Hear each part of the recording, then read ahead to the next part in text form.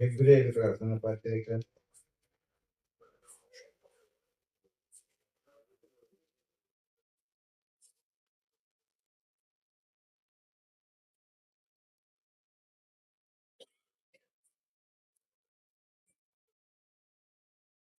13వ అధ్యాయము 21వ వచనం. సమాధానకర్తయగు దేవుడు యేసు క్రీస్తు ద్వారా తన దృష్టికి అనుకూలమైన దానిని మీలో జరిగించుతూ ప్రతి మంచి విషయములోను తన చిత్త ప్రకారము చేయుటకు మిమ్మల్ని సిద్ధపడుతున్నదాక దేవునికి మహిమ కలుగునుగా. చిన్న ప్రార్థన చేసుకుందాం. సర్వోన్నతుడు మా పనులకు తండ్రి, అత్యున్నతమైన సింహాసనం మీద ఆసీనుడైన ప్రభువా, మీ యొక్క అత్యంత మహాప్రేమను బట్టి మా కొరకు కుమారుడుగా మిమ్మల్ని మీరు తగ్గించుకొని ఈ లోకానికి వచ్చిన దేవుడు, మేము ఎలాగూ మీ పిలుపు విని ఎలాగూ జీవిస్తూ ఎలాగూ సిద్ధపడి మీ పిలుపును అనుసరించి ఏర్పాటు చేసిన ఏర్పాట్లను స్వతంత్రించుకోవాలో అన్న విషయాలను మేము నేర్చుకోబోతున్నాం. సహాయం చేసి మీరే మాతో మాట్లాడండి. అత్యల్పుడను బలహీనుడను మీ పక్షంగా నిలబడుతుండగా నన్ను మరుగుపరిచి మీరే మాట్లాడి మహిమ పొందండి. మా పరలోకపు తండ్రి, మీరు హెచ్చవలసి ఉన్నది, నేను తగ్గవలసి ఉన్నది కనుక సహాయం చేసి మహిమ తెచ్చుకోమని యేసయ్య దివ్య నామమున ప్రార్థిస్తున్నాను పరమ తండ్రి, ఆమేన్. దేవునికి మహిమ కలుగుని గాక.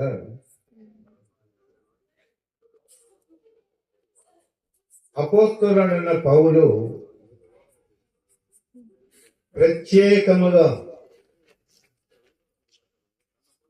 ఒక జాతిని అనుసరించి ఉద్దేశించి మాట్లాడుతున్న మాట్లాడు ఏమనంటే, సమాధానకర్తయగు దేవుడు. సమాధానము అనే దానికి పర్యాయ పదం ఏమిటంటే శాంతికి కర్త. శాంతికర్త అయిన దేవుడు యేసుక్రీస్తు ద్వారా తన దృష్టికి అనుకూలమైన దానిని మీలో జరిగించుతూ, అయితే ఇక్కడ మనలో అని ఉంది, దానికి పుట్టినట్లు మీలో జరిగించుతూ ప్రతి మంచి విషయములోనూ తన చిత్త ప్రకారము చేయుటకు మిమ్మల్ని సిద్ధపరుచునుగాక. ఈ లోకములో మన జీవిత విధానములో మనకు కొన్ని ఇష్టాలు ఉంటాయి, కొన్ని ఉద్దేశాలు ఉంటాయి, కొన్ని కోరికలు ఉంటాయి. ఆ యొక్క విధానములో మన ఇష్టాలను ప్రకటించుకుంటాము, కానీ దేవుని యొక్క ఉద్దేశం ఏమై ఉన్నది, దేవుని యొక్క ఆలోచన ఏమై ఉన్నది, దేవుని యొక్క కోరిక ఏమై ఉన్నది అనే విషయాలు మనం ఆలోచన చేయము, దానిని పట్టించుకోము. అన్ని విషయాల్లో దేవుడు ఏం చేస్తున్నాడంటే తన చిత్త ప్రకారము జరిగించే పరిస్థితులను కలిగిన వాడు. నేను మిమ్మల్ని అడుగుతున్నా, మరి నేను కూడా నన్ను అడుక్కోవాలి కదా. మీరు పుట్టక ముందు పలానా ఊళ్ళో నేను పుట్టాలి అని కోరుకొని పుట్టారా? నేను అంతా పుట్టాను, నాకు తెలియదు అసలు. ఏమండి, పలానా ఊళ్ళో పలానా తల్లిదండ్రులకు పుట్టాలని మీరు ఏమన్నా కోరుకున్నారా? ఆ ప్రకారం కోరుకొని పుట్టారా?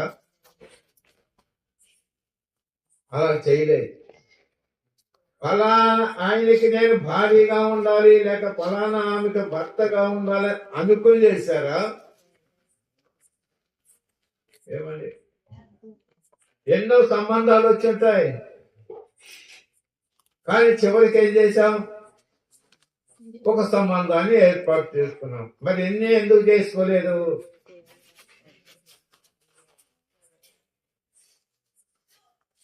అందుకని అంటారు, కక్కు వచ్చినా కళ్యాణం వచ్చినా ఆగదు.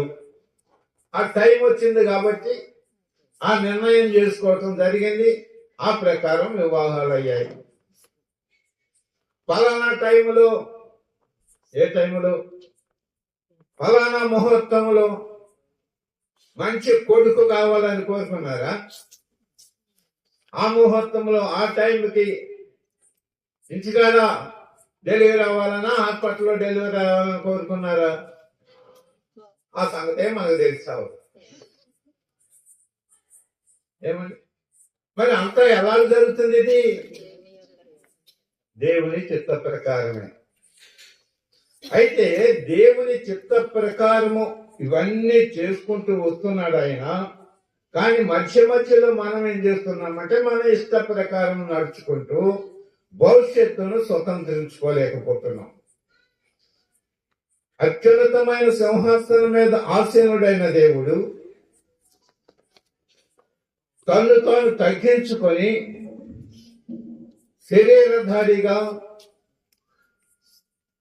రక్తమాంసములు లేని దేవుడు రక్తమాంసములు కలిగిన వాడయుండి తన పిల్లలు రక్తమాంసములు కలిగిన వారైనందున ఆయన కూడా రక్తమాంసములలో పాలువాడై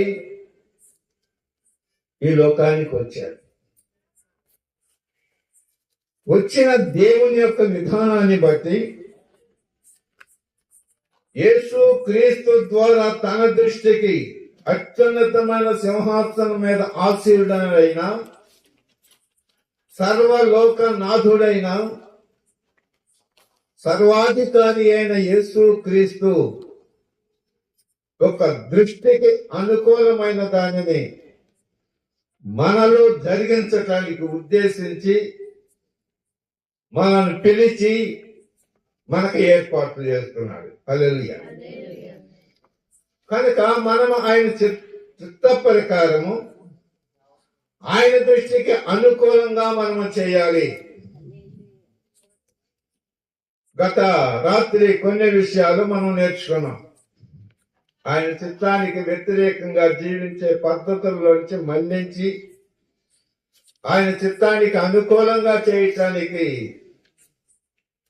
మన పట్ల ఉద్దేశించి నడిపించుకుంటూ వచ్చాడు. హల్లెలూయా.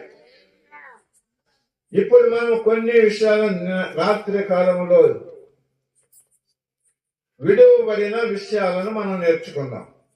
యాకోబు రాసిన పత్రిక 4వ అధ్యాయము 17వ వచనములో కాబట్టి నేను చదువుతాను.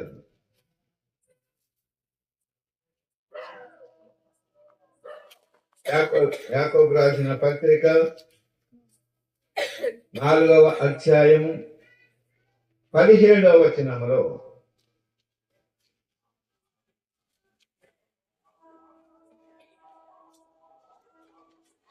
దేవునికి మహిమ కలుగునుగా. మేలైనది చేయనెరిగియు అలాగూ చేయని వానికి పాపము కలుగును. మేలంటే మంచిదా, కీడంటే మంచిదా? ఏమండి? కాబట్టి మేలుకరంగా మనము జీవించాలని,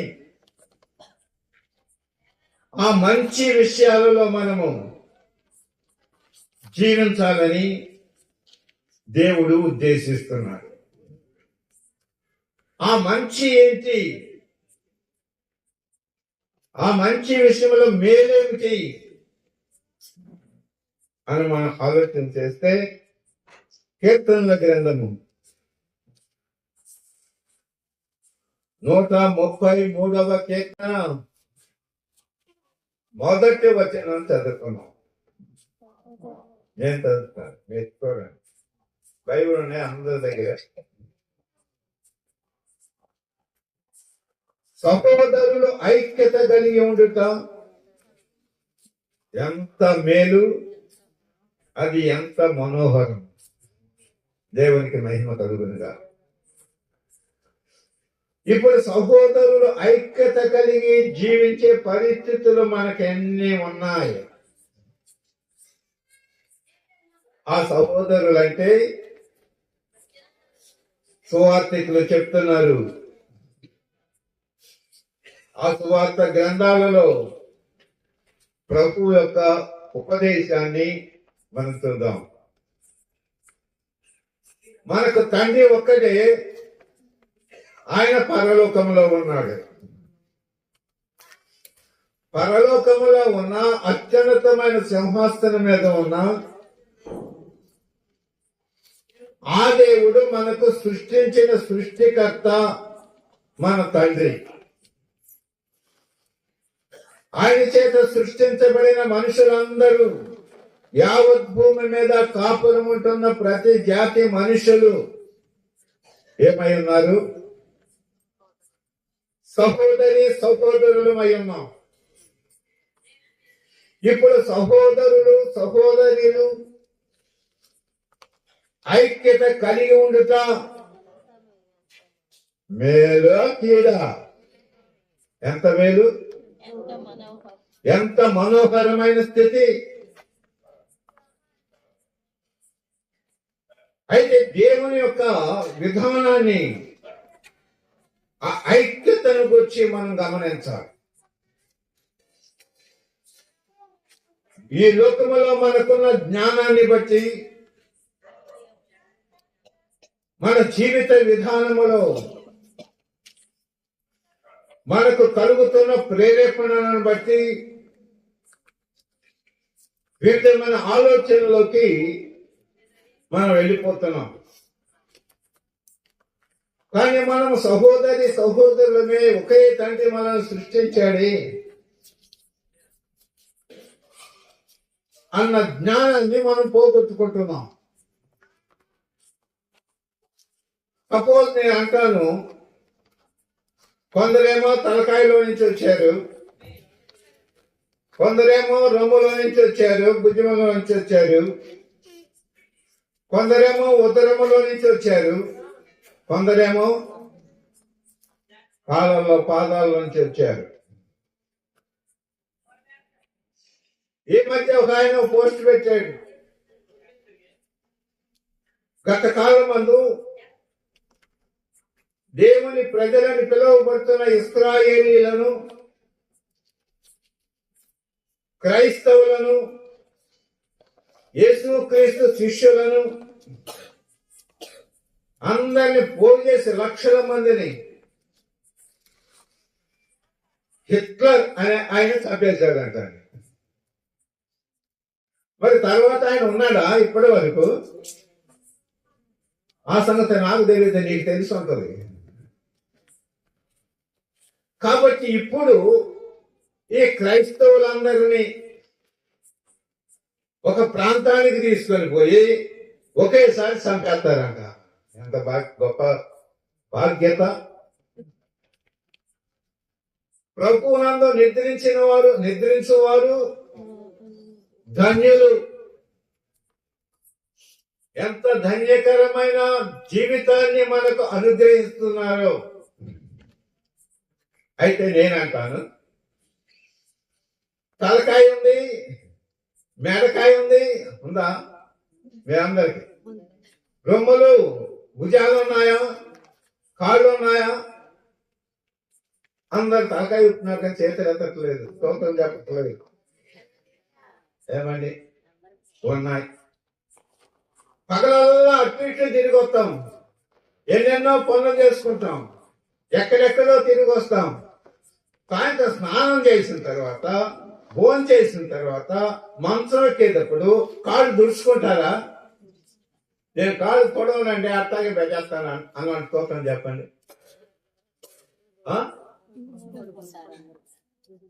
నేను మరీ కడుపుని వచ్చినా కూడా చేత్తో దుమ్మేమైనా ఉండేవని తుడుచుకుంటా అధికారులు. మరి మీరు తుడుచుకోరా? ఏమండి? అయితే ఇప్పుడు తల, రొమ్ములు, కాళ్ళు, ఉదరము ఉంది. ఇప్పుడు కాళ్ళు తీసేద్దాం. కాళ్ళు తీసేస్తే పై భాగం ఎలాగొస్తుంది? ఏమండి? చక్కగా ఎంత ఆనందంగా ఉంటుందో, ఎంత చక్కగా పనులు చేసుకుంటామో, ఎంత ఆహ్లాదకరంగా ఉంటుందో. ఏం పేరు అప్పుడు పెడతారు మనకి?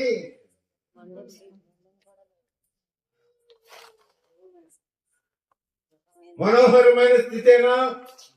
ఇప్పుడు అన్ని ఉంటే ఎట్లుంది? అన్ని ఐక్యత కలిగి ఉంటే, ఒకే శరీరంగా నిలబడితే ఎట్లా ఉంటది? నీ శరీరంలో దేనినైనా నువ్వు ద్వేషిస్తున్నావా? దేవుని చిత్త ప్రకారము నిర్మించాడు అందరినీ. పుట్టుకతోనే ఏమి క్రైస్తవుడు కాదు, నేనేమో క్రైస్తవుని కాదు. నేను పుట్టక ముందు పలానా కులం నుంచి పుట్టలేదు. దేవుడే మనల్ని పుట్టించాడు. దేవునికి మహిమ కలుగుతుంది. ఉదాహరణ అనుకుందాం. 10 మంది స్త్రీలు ఒకే హాస్పిటల్లో 10 మంది శిశువులను కన్నారు. వీళ్ళందరినీ ఎక్కడేశారు? ఒక రూమ్ లో పెట్టేశారు. ఆ రూమ్ లో పెట్టేస్తే ఇప్పుడు ఏ తల్లి ఏ కొడుకుని కంది? ఏమండి? దేవుని యొక్క వాక్యం చెప్తుంది, ఇద్దరు స్త్రీలు చెరొక బిడ్డను కన్నారంటండి. కంటే ఒక స్త్రీ ఏం చేసిందంటే, బిడ్డ పక్కన పడుకున్న విధానంలో ఆ బిడ్డ మీద పడిపోయింది. ఆ బిడ్డ ఏమైపోయింది? చచ్చిపోయింది. చచ్చిపోయిన బిడ్డను పక్క పడక మీద ఉన్న ఆమె పక్కలో వేసి, ఆమె కుమారుని తీసుకొచ్చి వచ్చి తన పక్కలో పెట్టుకొని పడుకుందంట. ఇప్పుడు ఎవరు కొడుకు? బతుకున్నోడు ఎవరు? చచ్చిపోయినోడు ఎవరు? ఇద్దరు కుమారులే. ఇద్దరు కలిసి తీర్పు తీసుకుంటానికి ఎక్కడికి వచ్చారు? రాజు అయిన సొలొమోను దగ్గరికి వచ్చారు. దేవుడు సొలొమోనుకు గొప్ప జ్ఞానాన్ని ఇచ్చాడు. కానీ చివరికి అది కూడా పోగొట్టుకున్నాడు అనుకోండి. అప్పుడున్న జ్ఞానాన్ని బట్టి ఇద్దరి వాదన విన్నాడు. ఇద్దరు వాదన విని బొట్టును పిలిచి, అబ్బాయి కత్తి తీసుకురారా అన్నాడు. ఇప్పుడు ఆయన ఏం చేశాడు? ఆ సైనికుడు కత్తి తీసుకొచ్చాడు. ఇప్పుడు ఈ బతికి ఉన్న బిడ్డను శిరసగము కోసి శరీరొకరికి వండుదాం. అప్పుడు బ్రతికి ఉన్న బిడ్డ యొక్క తల్లి వేగులు తరుక్కుపోయాయంట. రాజా, ఆమెకే ఇచ్చేయండి, నాకు వద్దులే, సగం ముక్క నాకెందుకు, మొత్తం ఆ కొడుకుని ఆయనకే ఇచ్చేసేయాలంట. అట్లే మన కాళ్ళు మనం నరుక్కుంటే మన జీవిత విధానాలు ఏమవుతాయి? మన మధ్య ఉన్న ఐక్యత ఏమవుతుంది? మన మధ్య ఉండవలసిన మేలేమవుతుంది? మనం తన్నుకుంటుంటే మన విరోధి దుష్టుడు సంతోషిస్తాడా? బాధపడతాడా? మన సృష్టించిన సృష్టికర్త అయిన దేవుడు సంతోషిస్తాడా? దుఃఖపడతాడా? దేవుడు తనకు అనుకూలంగా అన్ని మంచి మన ద్వారా జరగాలని ఉద్దేశించి పరలోకం నుంచి పరుగు పరుగుని ఈ లోకానికి వచ్చి మనం పిలిచి నడిపిస్తున్నాడు. హల్లెలూయా. ఆది కాండము 4వ అధ్యాయంలో ఇందాక ప్రవేశారు ఒక మాట చెప్పారు. ఇక్కడ మరొక మాటను మనం చూడబోతున్నాం. 4వ అధ్యాయము 6-7 వచనాలలో యెహోవా కయీనుతో నీకు కోపమేలా, ముఖము చిన్నబుచ్చుకొని ఉన్నామేమి, నీవు సత్క్రియ చేసిన ఎడల తలనెత్తుకొనవా, సత్క్రియ చేయని ఎడల వాకిట పాపము పొంచి ఉండును, నీ ఎడల దానికి వాంఛ కలుగును, నీవు దానిని ఏలుదువనెను. ఈ కయ్యను ఏం పని చేశాడు? మంచి పని చేయలా, సత్క్రియ చేయలా, దుష్క్రియ చేశాడు. సత్క్రియ చేసినట్లయితే వాకిట పాపము పొంచి ఉండే పరిస్థితులు లేవు. ఆ పాపము ఎందుకు పొంచి ఉందంటే మరణానికి తీసుకొని పోవటానికి. ఎప్పుడైతే మనం సత్క్రియ చేయటం మానేస్తామో వెంటనే పాపము మనకు సమీపానికి వస్తుంది. పాపము మనల్ని ప్రేరేపిస్తుంది. పాపాన్ని మనం ఏలుబడి చేసే పరిస్థితుల్లోకి వెళ్తున్నాం. పాపమును మనం ఏలుబడి చేస్తే పాపము ద్వారా వచ్చే ఫలితము మరణం. సహోదరుల ఐక్యత కలిగి ఉండవలసిన పరిస్థితులుంటే ఒకరినొకరు చంపుకునే పరిస్థితుల్లోకి మనం వెళ్తున్నాం. అందుకు కాదు కదా దేవుడు మనం సృష్టించింది. ఒకరినొకరం ప్రోత్సాహపరుచుకోవాలి, ఒకరినొకరం హెచ్చరిక చేసుకోవాలి, ఒకరినొకరం ఆదరించుకోవాలి, ఒకరినొకరం ప్రోత్సాహపరుచుకోవాలి, ఒకరికొకరం సహాయం చేసుకోవాలి. మన భక్తి జీవితంలో మార్పులు చేసుకోవాలి. అన్ని విషయాల్లో మనం మంచిగా నడుచుకుంటుంటే, దేవుని చిత్త ప్రకారం నడిస్తే దేవునితో కూడా ఉండటానికి మనకు అవకాశాలు ఉంటాయి. కనుక దేవునికి మహిమకరమైన జీవితాన్ని మనము జీవించవలసిన వారమై ఉన్నాం. మరొక వ్యక్తిని మనం చూడబోతున్నాం. అపోస్తలుల కార్యములు 6వ అధ్యాయము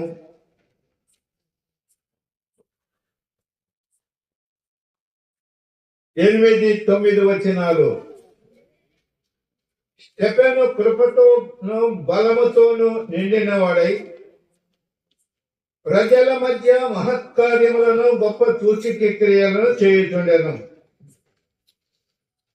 దేవునికి మహిమ కలుగును గాక. అప్పుడు లిబెర్తీయులనదగిన సమాజములోను, కురేనీయుల సమాజములోను, అలెగ్జాంద్రియ సమాజములోను, కిలికే నుండి ఆసియా నుండి వచ్చిన వారిలోను కొందరు వచ్చి స్టెఫెనుతో తర్కించాడు. కానీ మాటల యందు అతడు అగుపరిచిన జ్ఞానాన్ని, అతన్ని ప్రేరేపించిన ఆత్మను వారు ఎదురించలేకపోయారు. ఇప్పుడు స్టెఫెను అనే ఆయన ప్రభువునందు నమ్మిక ఉంచిన వాడు, దేవుని ఆత్మ చేత ప్రేరేపించే పని నడిపించబడుతున్నవాడు, దేవుని యొక్క కృప చేతను బలము చేతను నిండిన వాడై ప్రజల మధ్య మహత్కార్యములను గొప్ప సూచక్రియలను చేస్తున్నాడు. మోసాలు చేయటం లేదు, ఇప్పుడు ఎదిరించడానికి ఇన్ని రకాల మనుషులు వచ్చారండి. ఇంతమంది వచ్చి ఆయనతో తర్కిస్తున్నారు, కానీ అతన్ని ఎదిరించలేకపోయారు. ఇప్పుడు ఏం చేయాలి అని ప్లాన్ చేసుకుని వీడు మోషే మీదను దేవుని మీదను దూషణ వాక్యములు పలుకగా మేము వింటిమని చెప్పుటకు మనుషులను కుదుర్చుకున్నారంటండి. కొంతమంది మనుషులను కుదుర్చుకొని అబద్ధ సాక్ష్యాలు చెప్పటానికి ఏర్పాటు చేశారు. ఆమె ఏం చేశారంటే వీరిని సమాజ పెద్దల వద్దకు తీసుకొని పోయారు. తీసుకొని పోయి ఏమని చెప్తున్నాడు, ఈ మనుష్యుడు ఎప్పుడునూ పరిశుద్ధ స్థలమునకును ధర్మశాస్త్రమునకును విరోధంగా మాట్లాడుతున్నాడు.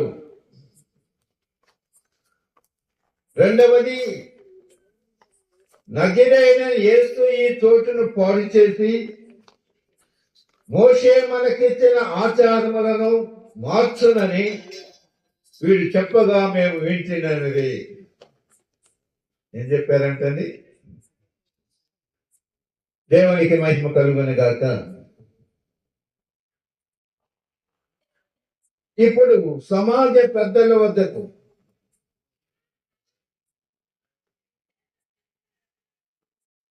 ఆయన తీసుకొని పోయి నిలబెట్టి వారి మధ్య నేరస్తుడిగా మాట్లాడుతున్నారు.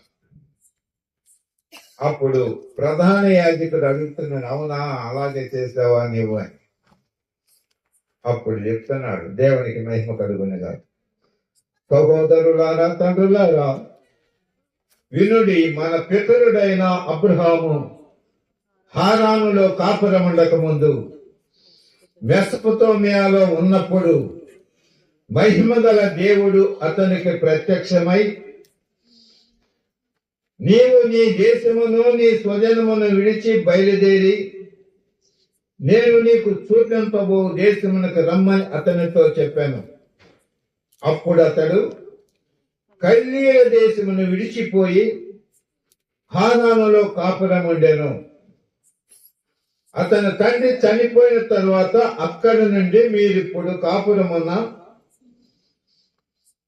ఈ దేశమునకు నివసించటానికై, ఈ దేశముందు నివసించటకై దేవుడు అతను తీసుకొని వచ్చాడు అని స్టెఫెన్ సాక్ష్యం ఇస్తున్నాడు. అయినా వాళ్ళు ఊరుకోకుండా అబద్ధ సాక్ష్యాలనే నమ్మి ఆయనకు శిక్ష విధించారు. అయితే ఇక్కడ మనం చూడవలసింది ఏమిటంటే, అబ్రహామును గురించి మాట్లాడుతున్నాడు. ఆది కాండము 11వ అధ్యాయము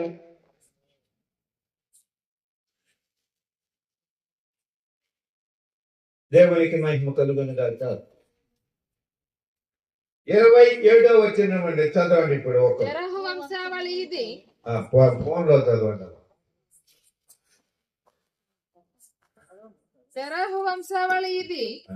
తెరహు అబ్రహామును నాహోరును హారానును కనెను. హారాను లోతును కనెను. హారాను తాను పుట్టిన దేశమందలి కల్దీయుల ఊరను పట్టణములో తన తండ్రి అయిన తెరహు కంటే ముందుగా మృతి పొందెను. అబ్రామును నాహోరును వివాహము చేసుకొనిరి. అబ్రాము భార్య పేరు శారాయి, నాహోరు భార్య పేరు మిల్కా. ఆమె మిల్కాకును ఇస్సాకును తండ్రి అయిన హారాను కుమార్తె. శారాయి గొడ్రాలై ఉండెను, ఆమెకు సంతానము లేదు. తెరహు తన కుమారుడొక అబ్రామును తన కుమారుని కుమారుడగు అనగా హారాను కుమారుడు లోతును తన కుమారుడు అబ్రాము తన కోడలు తీసుకుని ఆ. కనానుకు వెళ్ళుటకు కనానుకు వెళ్ళుటకు కల్దీల కల్దీయుల ఊరను పట్టణములో నుండి వారితో కూడా వారితో కూడా బయలుదేరి వచ్చి హారాను మట్టుకు వచ్చి అక్కడ మేము తెంచిరి. అయితే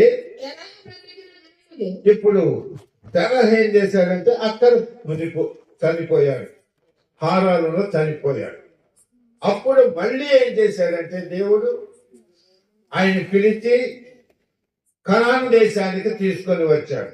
హల్లెలూయా. కాబట్టి కనాను దేశానికి తీసుకొని వచ్చిన అబ్రహాము విషయంలో ఏ దేశము నుండి అంట? ఏ దేశము నుండి? కల్దీల దేశములో నుండి. కల్దీల దేశములో నివసిస్తున్నాడు అబ్రహాం. ఆ కల్దీల దేశమే బబులోను దేశం.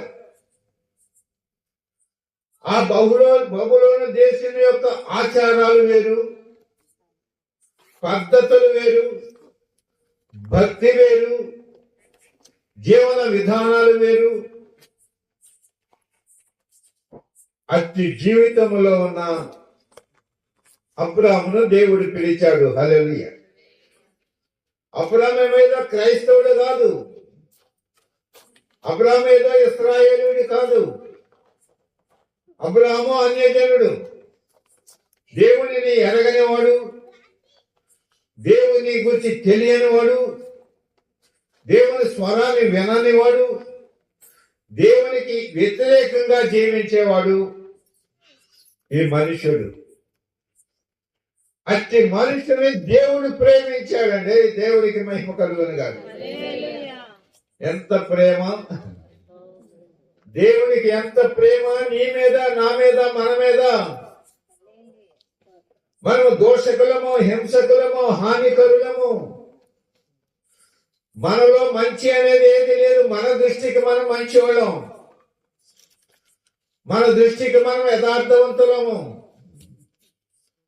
కానీ దేవుని దృష్టికి మనం మంచివాళ్ళం కాదు. ఇప్పుడు మంచివారినిగా తీర్చిదిద్దటానికి మనం సృష్టించిన సృష్టికర్త అయిన దేవుడు ఈ లోకానికి వచ్చాడు. హల్లెలూయా. ఎంత మంచి దేవుడు అయ్యా నీవు! ఎందుకో మమ్మల్ని ఎంతగా ప్రేమిస్తున్నావు? మమ్మల్ని ప్రేమించడానికి ఏమైనా మంచి మాలో ఉందా? ఇంతగా మమ్మల్ని ప్రేమించడానికి మాలో ఏమైనా మంచి ఉందా? అంటే మంచి అనేది ఏమీ లేదు మనలో. మనల్ని మంచి వారినిగా చేయటానికి, మేలుకరమైన జీవితాన్ని కలిగి జీవించటానికి, పరలోకమందున్న దేవుని పిల్లలముగా ఆయన మహిమపరచటానికి, ఆయన చూస్తూ మన జీవితాలు మార్చుకోవటానికి ఆయన మన మధ్య, మన పోలికలోకి వచ్చాడు. హల్లెలూయా. ఇప్పుడు ఆయన చూస్తూ, ఆయన దగ్గర మనం నేర్చుకుంటూ, ఆయన వెంబడిస్తూ మంచి వారముగా మేలుకరమైన జీవితాన్ని మనం జీవించే జీవిత విధానాన్ని మనకు నేర్పుతూ నడిపిస్తున్నాడు. కనుక నీకు ఆ మేలుద్దా? మరి ఏం కావాలి? నేను చేసే పనులు నాకు మేలే జరుగుతున్నాయని అనుకోవచ్చు. కానీ నిన్ను సృష్టించిన సృష్టికర్త అయిన దేవుని విధానంలో నీకు మేలుకరమైన పరిస్థితులు లేవు. అందుకని వాటిని స్వతంత్రించుకోవటానికి, నిన్ను మార్చుకోవటానికి యేసుక్రీస్తు ఈ లోకానికి వచ్చాడు.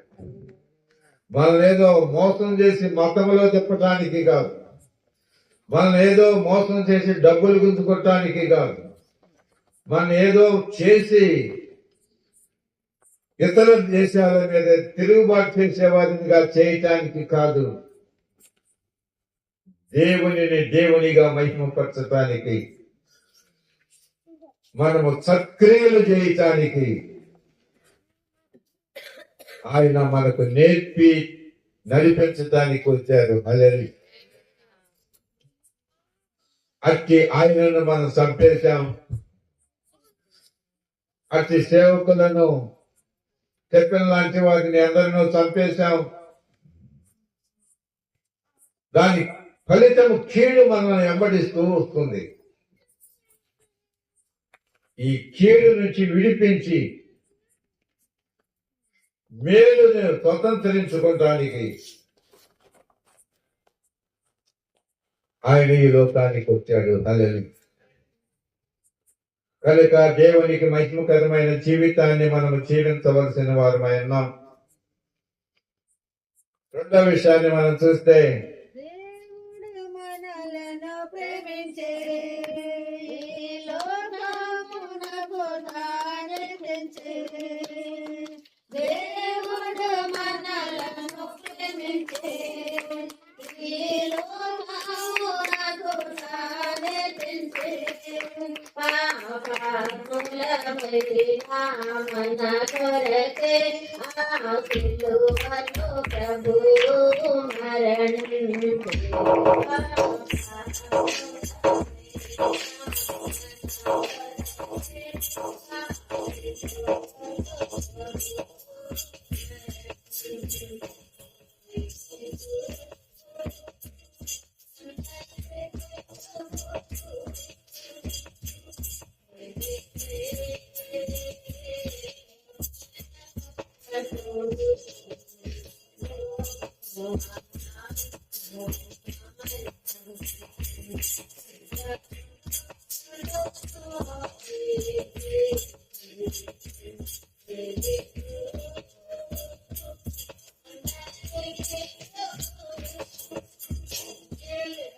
దేవునికి మహిమ కలుగును గాక. ప్రసంగి గ్రంథములో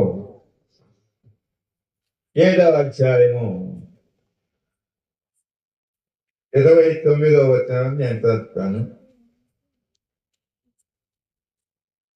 దావీదు కుమారుడును ఇశ్రాయేలు రాజైన సొలొమోను యొక్క విధానాన్ని, ఆయన తెలియచేసిన విధానాన్ని మనం చూస్తాం. ఇది ఒకటి మాత్రము నేను కనుగొంటిని. ఏం కనుగొన్నాడంట?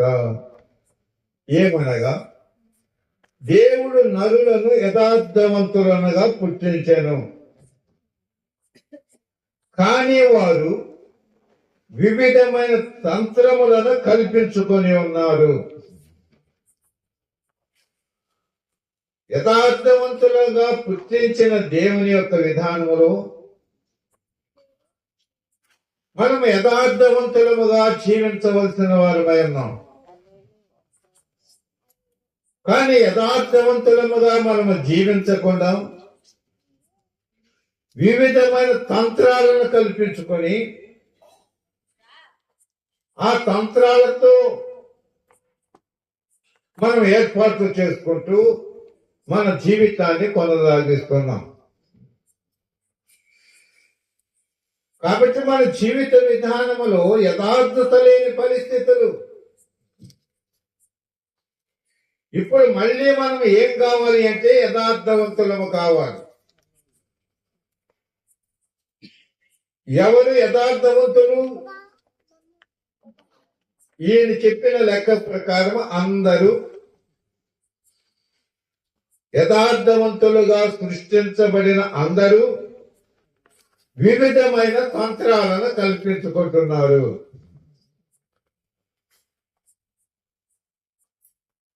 కాబట్టి ఇప్పుడు వివిధమైన తంత్రాలను కలిగి జీవిస్తున్న వారిని ఏం చేయాలి? ఇప్పుడు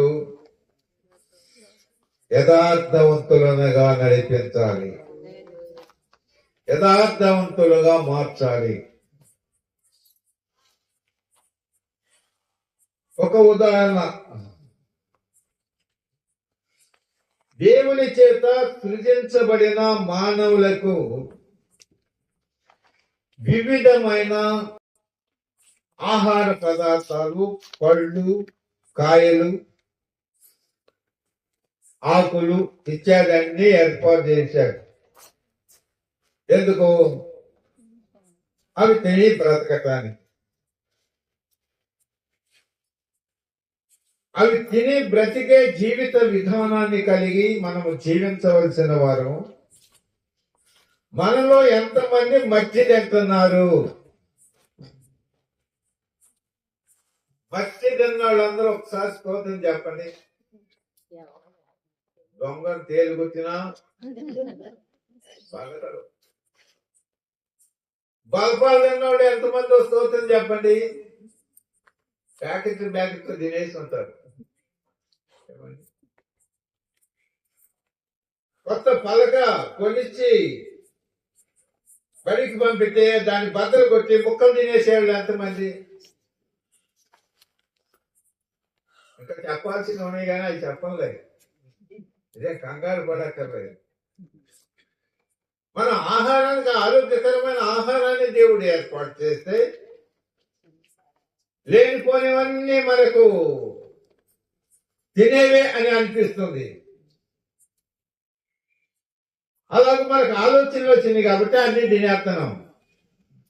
చివరికి మన శరీరం ఏమైపోతుంది? మన ఆయుష్ కాలము తగ్గిపోతుంది. మనమే ఏం చేసుకుంటున్నామంటే వివిధమైన తంత్రాల ద్వారా మనం పాడు చేసుకుంటున్నాం.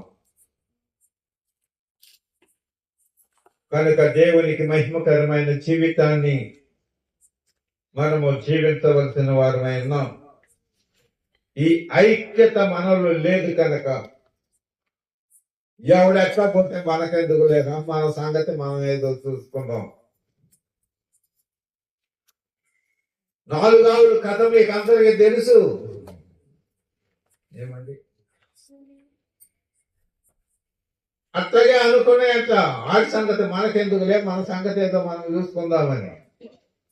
మొత్తం 4 ఆవులు ఉన్నాయా? ఒక్కటి కూడా లేదు. ఆ పులి వచ్చిందా అన్నిటిని తినేసిందంట. ఇక్కడ రైతులు చాలా మంది ఉన్నారు. ఎంటి వేస్తారా? ఎంటంటే ఏంటో తెలుసా? ఎంటేసి లాగితే తెగుతుందా? ఎక్కడి నుంచి వచ్చింది ఆ ఎంటు? ఏమండి? ఒరిగేద్దా అనుకుంటున్నాం, అవునా? ఒకే మొక్క నుంచి వచ్చిందా లేకపోతే వివిధమైన మొక్కల నుంచి వచ్చినాయా? ఒకే కుదురులోంచి వచ్చినాయా వివిధమైన కుదురులోంచి వచ్చిందా గడ్డి? ఎన్ని రకాల కుదుళ్ళు, ఎన్ని మొక్కలు కుదుళ్ళుగా తయారైతే అది విత్తనము అయిపోయిన తర్వాత కోసుకొని గడ్డి తెచ్చుకుంటున్నాం. ఇప్పుడు అవన్నీ ఎంటు చూస్తే ఎంత గట్టిగా ఉంటది. దేనికదే అయిపోతే అదెంత గట్టిగా ఉంటది. మనకు తెలుసు కానీ మనలో ఐక్యత లేని పరిస్థితులు ఏర్పడుతున్నాయి. ఆ మనోహరమైన స్థితిని మనం గమనించలేకపోతున్నాం. ఆ ఒరిగడ్డి ఏ పరక ఉంటే ఇట్టే మొక్కలైపోద్ది. కానీ అది ఎంటుగా చుట్టి ఏనుగులు కూడా బంధించవచ్చు అంటండి. అంత గొప్ప శక్తి మనం ఐక్యత కలిగి ఉంటే ఉంటుంది. కానీ మనలో విభేదాలు, ఆ భేదాలు ఏమైపోతున్నాయి అంటే మన జీవితాలను మనమే మన చేతులారా పాడు చేసుకునే పరిస్థితుల్లోకి మనం వెళ్తున్నాం. దేవునికి మహిమకరముగా మనం ఐక్యత కలిగి జీవించవలసిన వారమైనాం. వివిధమైన విధానాలలో ఈ ఐక్యతను పోగొట్టుకునే పరిస్థితులు మనకు ఏర్పడతాయి. కానీ కలిసి ఉండటానికి, సమాధానం కలిగి ఉండటానికి మీరు ప్రయత్నించండి, ప్రయాసపడండి అని దేవుని యొక్క వాక్యం చెప్తుంది. హల్లెలూయా. కనుక దేవునికి మహిమకరమైన జీవితాన్ని మనము జీవించవలసిన వారమైన ఒకటి, మనలో ప్రేమ లేకపోవటం వలన,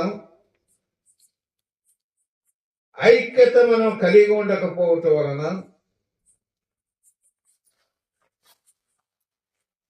మనము పాపంలోకి వెళుతున్నాం. దాని వలన మరణానికి వెళుతున్నాం. రెండవది, మనకు కోపాలు ఎక్కువ, ప్రేమ ఎక్కువ, కోపాలు ఎక్కువ. ఏమండి? ప్రేమ తక్కువ,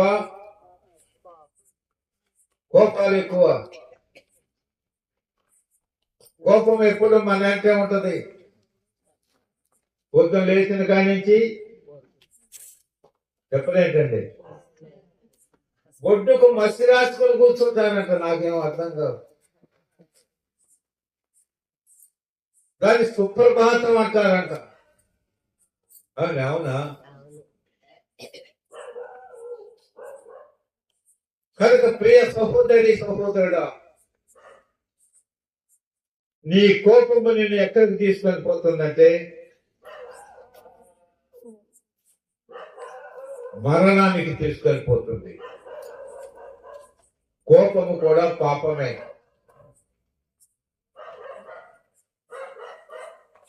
నిర్నిమిత్తముగా మనకు కోపాలు వస్తాయి. స్టెఫెన్ని ఎందుకు అలా కొట్టారు? స్టెఫెన్ని ఎందుకు అలా అవమానపరిచారు? స్టెఫెన్ని ఎందుకు అంత హింసించారు? చివరికి ఎందుకు చంపేశారు? కోపమే కదా. మన మధ్య కూడా ఒకరి మీద ఒకరికి కోపాలు వచ్చేసి ఒకరినొకరు చంపుకుంటున్నాం. ఎవరు బ్రతికేదో వాళ్ళు బ్రతుకుతున్నాం, ఎవరు తిండేదో వాళ్ళు తింటున్నాం, ఎవరి పనులలో చేసుకుంటున్నాం. మరి ఎందుకు ఒకరి మీద ఒకరి కోపాలు? ఎందుకు ఒకరినొకరు చంపుకునే పరిస్థితి? ఒకరి విషయంలో ఒకరము ఘోరంగా వెళ్ళిపోయే పరిస్థితులు ఎందుకు వచ్చాయి? పూర్వకాలము అందరూ ఒకే ఇంట్లో ఉండేవారంటండి. అంటే ఒక తండ్రి బిడ్డలందరూ.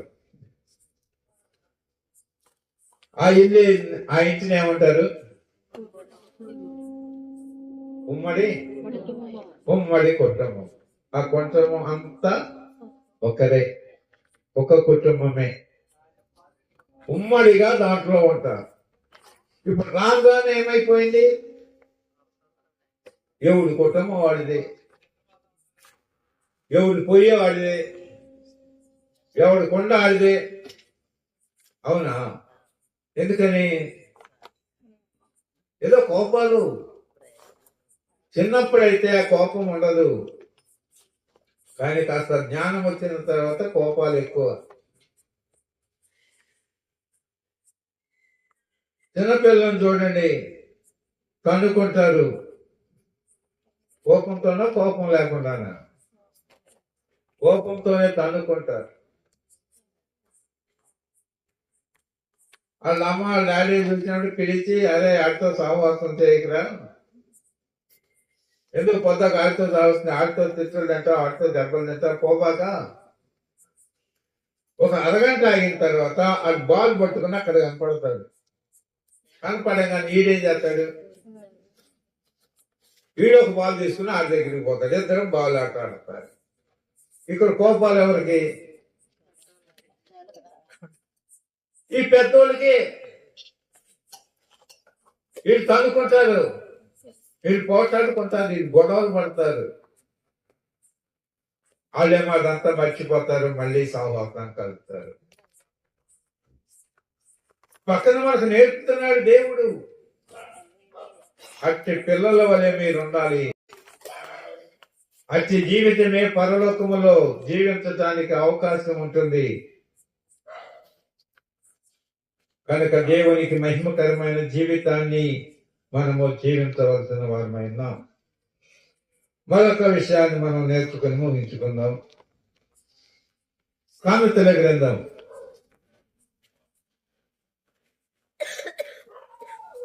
24వ అధ్యాయం.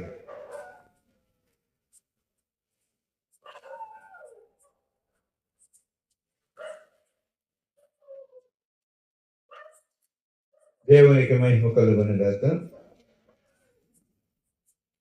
24వ అధ్యాయము 9వ వచనం చదువుకున్నాం. మూర్ఖుని యోచన పాపము, అపహాసకులు నరులకు హేయులు. మూర్ఖుని యోచన వాళ్ళ ఆలోచనలన్నీ కూడా పాపానికి దారి తీస్తాయంటారు. పాపం వలన ఫలితము మరణం.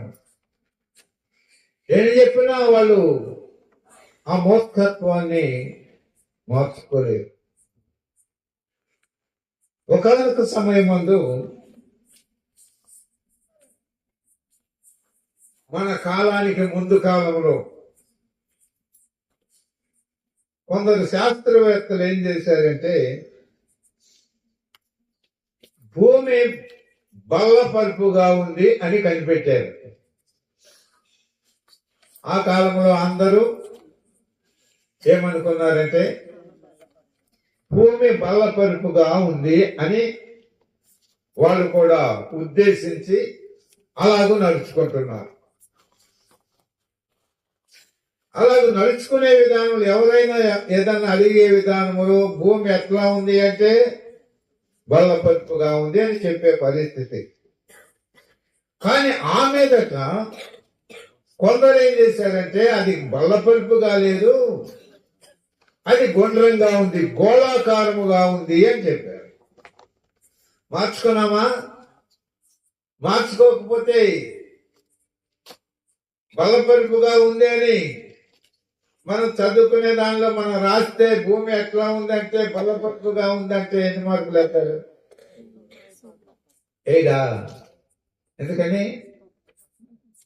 ఒకవేళ 0 వేసాడు అనుకోండి, 0కి ఎనకమాల 1, 2, 3, 4 వేసుకున్నాం అనుకోండి, ఎన్ని మార్కులు వస్తున్నాయి మనకి?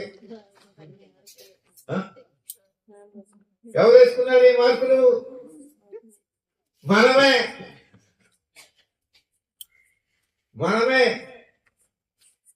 కానీ రేపు రిజల్ట్ ఎవరు చెప్తారు? ఆ విద్యాశాఖ వారు ఇస్తారు, పై అధికారులు మనకి ఇస్తారు. కాబట్టి భూమి బలపరుపుగా ఉందని సంగతిని మనం విడిచిపెట్టేసాము, గోళాకారంగా ఉందని మనం నడుచుకుంటున్నాం. ఆ మూర్ఖత్వాన్ని మనం విడిచిపెట్టేసాం. అమెరికాను కనుగొనక ముందు, అమెరికా ఉందని తెలుసుకోకముందు ప్రపంచ పటములో అమెరికాకు స్థానం లేదు. కానీ ఒక ఆయన సముద్రం మీద ప్రయాణం చేస్తూ ఎటుపోయాడంట, అర్థం కాక ఎటో వెళ్ళిపోయాడు. ఎటుపోయాడు? అమెరికా స్థానంలోకి పోయాడు. అప్పుడు ఇక్కడ ఒక అమెరికా ఉంది, ఇక్కడ ఒక దేశం ఉంది అని ఆయన తెలుసుకొని ప్రపంచానికి తెలియజేశాడు. హల్లెలూయా. ఈ అమెరికా దేశము అప్పటి కాలంలో జనాభా తక్కువ దేశము. చుట్టూ ఉన్న మన దేశాలన్నీ, వివిధ దేశాలన్నీ జనాభా ఎక్కువ దేశం.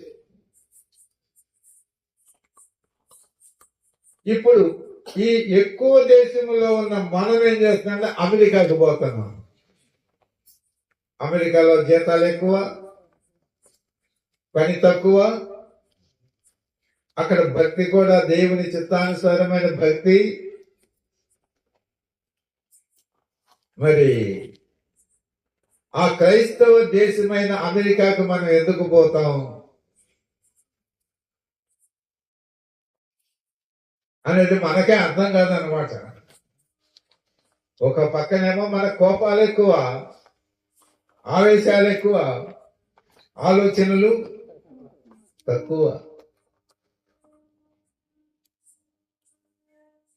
కనుక దేవునికి మహిమకరంగా మనము ఆ మూర్ఖత్వాన్ని విడిచిపెట్టాలి. నీ దేవుడు వేరు, నా దేవుడు వేరు, నీ లేరు మన లేరు అన్నట్టుగా ఉంటుంది అన్నమాట. కనుక మనం ఆ మూర్ఖత్వాన్ని విడిచిపెట్టడానికి, యథార్థతను మనకు తెలియచేయటానికి, మనం నడిపించటానికి ప్రభు ఈ లోకానికి వచ్చాడు. హల్లెలూయా. తిమోతికి రాసిన మొదటి పత్రిక 6వ అధ్యాయము 9వ వచనం. ధనవంతులకు ఆ, అపేక్షించు వారు ఆ, శోధనలోను ఉమ్, గురిలోను ఆ, అవివేక యుక్తములలోను ఆ, హానికరములనైన ఆ, అనేక దురాశలలోను పడుదురు. ఆ. అట్టివి చాలు. మనసు అనేక దురాశలు అంటండి. ఎక్కడ పడిపోతున్నాడు? దురాశల్లో పడిపోతున్నాడు అంటండి. మనుషుడు పడిపోవాలా, నిలబడాలా? కానీ మనుషుడు దురాశల్లో పడిపోతున్నాడు. యాకోబు రాసిన పత్రిక మొదటి అధ్యాయం 14-15 వచనాలలో ప్రతివాడును ఆ, తన స్వకీయమైన దురాశ చేత ప్రతివాడును తన స్వకీయమైన దురాశచే ఏడవబడి మనల్ని కొల్పబడిన వాడై మరలు కొల్పబడిన వాడై శోధింపబడును. శోధింపబడును. దురాశ గర్భమును ధరించి దురాశ గర్భము ధరించి పాపమును కనగా పాపమును కనగా పాపము పరిపక్వమై పాపము పరిపక్వమై మరణమును కనెను. మరణమును కనును. ఏ ఆశ అంటే దురాశ. ఇందాక దైవం చెప్పాడు కదా, ఏ ఆశ? దురాశ. ఏమండి? స్త్రీ పురుషులు భార్య భర్తలుగా ఉండటానికి సరిపోదంట. మరి పురుషుని చేసుకోవాలంట, మరొక స్త్రీని చేసుకోవాలంట. తిన్నది చాలదంట, తినేది చాలదంట, తినకూడనివన్నీ తినేయాలంట. తాగేవి చాలవంట, తాగకూడనివి కూడా తాగేయాలంట. ఏదైనా వనములో ఆదాముకు ఎన్ని రకాలైన ఫల వృక్షాలను ఏర్పాటు చేశాడు. ఇప్పుడు మనం అనుకుంటున్నాం క్రాస్ చేసుకుని ఈ విధమైన హైబ్రిడ్ మొక్కలను తయారు చేసుకొని మంచి ఫలాలు పొందుతున్నామని. ఎంతకన్నా మంచి ఫలాలు అప్పటి కాలంలో ఉన్నాయి. అప్పుడు సారాన్ని భూమి ఇచ్చేది మొక్కలకు. ఇప్పుడు మనం వేస్తే కానీ దానికి సారం రాదు. అవి చాలలేదు, తినవద్దని చెప్పిన వాటిని తినేశారు. చివరికి ఏమొచ్చేసింది? మరణం వచ్చేసింది. కనుక దేవునికి మహిమకరంగా దురాశ దుఃఖానికి చేతని మనకు తెలుసు. కలిగిన దాంతో తృప్తి పొందమని దేవుని యొక్క లేఖనం చెప్తుంది. వాటి వలన నీకు తృప్తి కలగకపోతే ప్రభువా ఇంకా ఇవ్వు నాయనా అంటే ఇస్తాడు. వీటి వలన వాటి వలన మనకు తృప్తి కలుగుతుందని ఏదేదో తింటూ ఏదేదో తాగుతూ ఎలాగో జీవిస్తున్నట్లయితే మరణము నిశ్చయము అన్నాడు. కనుక ప్రభు మనల్ని ఇలా ఇచ్చే పరిస్థితుల్లో మనం మారలేని జీవితం కలిగి ఉండగా మనల్ని మార్చటానికి ఆయన ఈ లోకానికి వచ్చాడు. తను తను తగ్గించుకొని శరీరము లేని దేవుడు, ఆత్మ అయిన స్వరూపి అయిన దేవుడు శరీరాన్ని దాల్చుకొని మన మధ్యకు వచ్చి మన మధ్య నివర్తించాడు. కనుక ఇప్పుడు ఆయన్ని ఎలాగూ మన పట్ల చేస్తున్నాడు. చదవండి, ఇందాక చదివాం కదా, ఎఫ్రీలకు రాసిన పత్రిక 13వ అధ్యాయం 21వ వచనం. సమాధానకర్త యొక్క దేవుడు యేసు క్రీస్తు ద్వారా తన దృష్టికి అనుకూలమైన దానిని మనలో జరిగించుతూ ప్రతి మంచి విషయంలోను తన చిత్త ప్రకారము చేయుటకు మనల్ని సిద్ధపడుతున్న గాక. కనుక దేవుడు తన సేవకుల ద్వారా సిద్ధపరుస్తున్నాడు. సిద్ధపడదాము, రెడీగా ఉందాము. యేసయ్య వస్తాడు, తన చిత్త ప్రకారము ఏర్పాటు చేసిన ఏర్పాట్లోకి మనం తీసుకొని వెళతాడు. కనుక ప్రభువుకు మహిమకరంగా మనం నడుచుకుందాం. ప్రభు మనలా నడిపించునుగాక. తల వంచండి, ప్రార్థన చేసుకుందాం.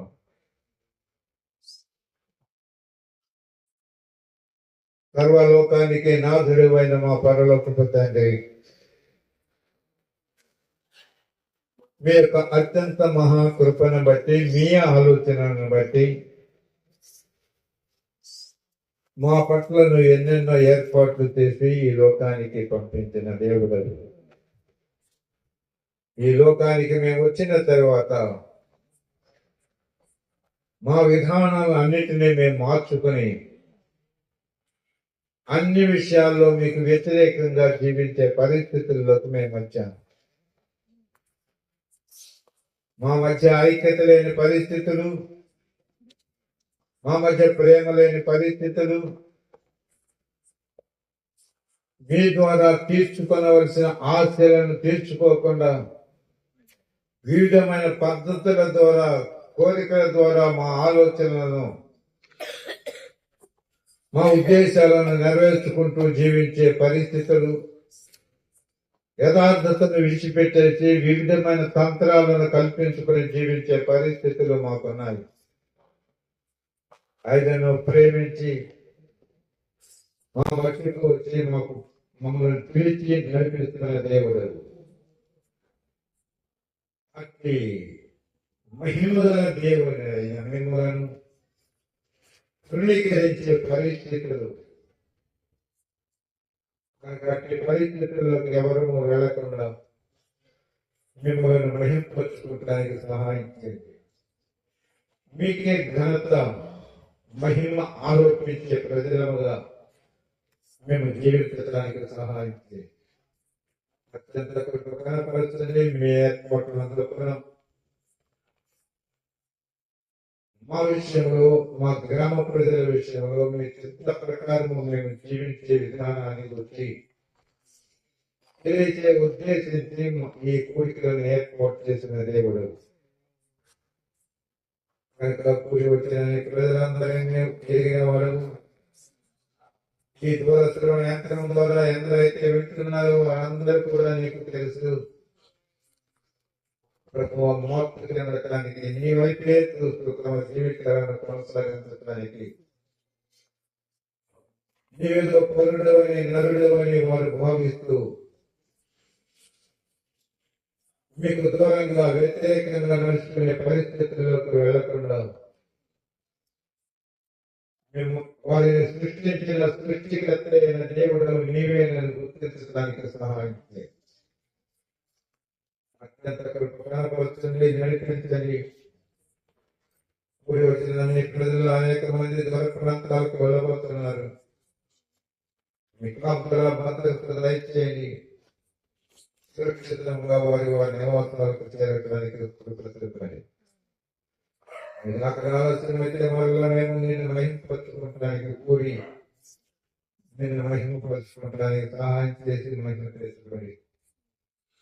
మహోన్నతులకు మా తండ్రి, మా గ్రామం ఉన్న ప్రజలమైన మేమందరూ కూడా ఐక్యత కలిగి ఆ యొక్క ఫలితమైన మేలును, మనోహరమైన స్థితిని మేము కలిగి ఉండటానికి, ఆ ద్వేష భావాన్ని ఒకరికి ఒకరు ఉన్న విరోధ భావాన్ని విడిచిపెట్టేసి సఖ్యత కలిగి ఏకత్వం కనిపిస్తూ మీకు మహిమకరంగా జీవించడానికి సహాయం చేయండి. వివిధమైన తంత్రములను విడిచిపెట్టేసి యథార్థవంతులుగా నేను మహిమాత్మై మేము జీవించడానికి కృప మహిమ ఘనత ప్రభావాలు మీరు పొందండి. యేసు దివ్య నామమున ప్రార్థిస్తున్నాను పరమ తండ్రి. ఆమేన్.